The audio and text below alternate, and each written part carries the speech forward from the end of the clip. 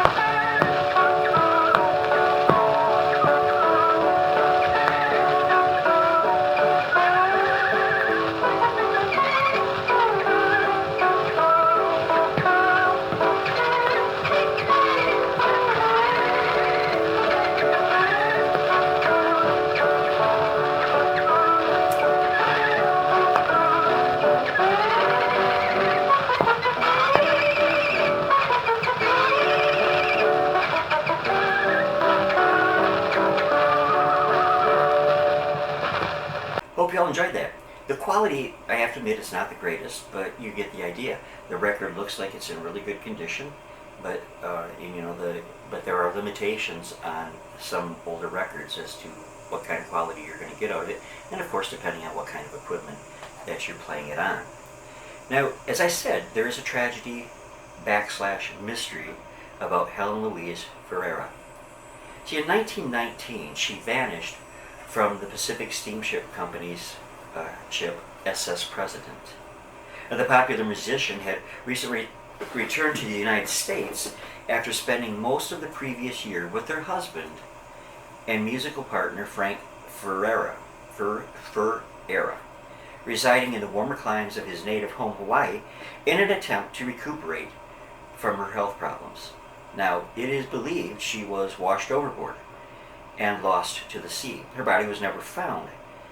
But however, quite oddly, many people, and I think including the captain, reported that the seas were as smooth as glass that evening when she disappeared. However, her husband and a few others said that the seas were extremely rough and could adequately explain her disappearance. So who was right, the captain or the husband?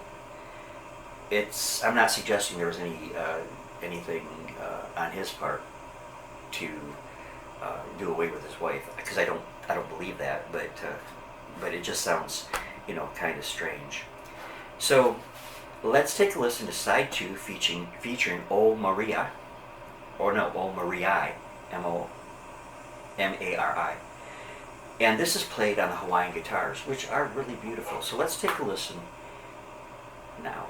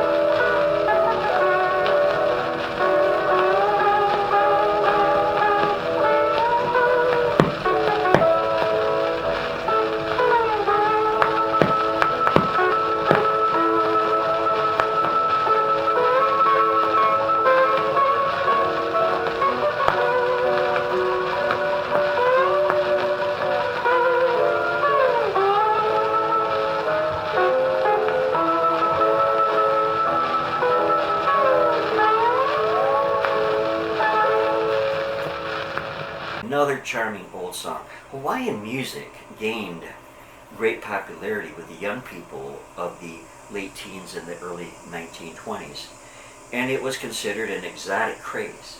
Now, Helen learned to play the ukulele as well as the steel guitar, and somehow met up with Palakiko Frank Ferera, a native of Honolulu, Hawaii, that came stateside in 1902 and is credited with being the very first Hawaiian music star.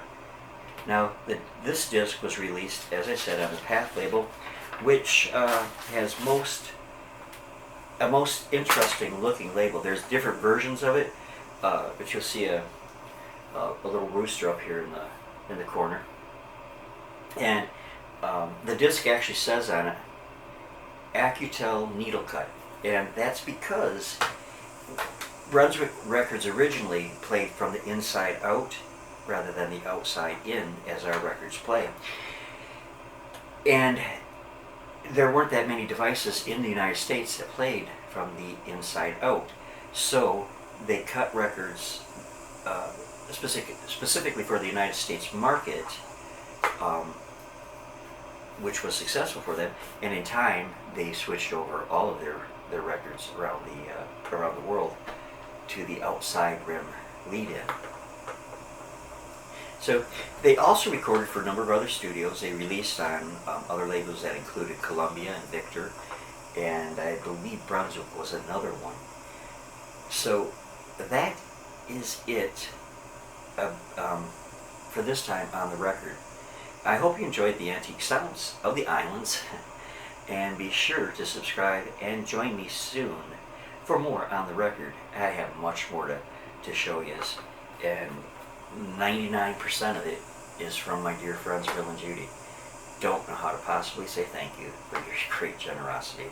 Alright, much love to all. Till next time, God bless, and see you soon.